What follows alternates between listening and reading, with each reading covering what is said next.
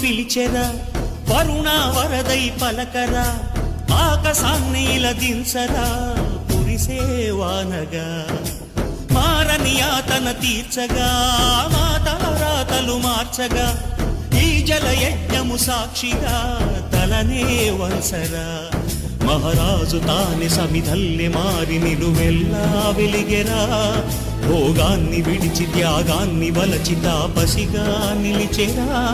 జనక్షేమమే తన సంకల్పముగా తన ఊపిరి హోమజ్వాలలుగా స్వర్గాన్ని శాసించనురా అమృత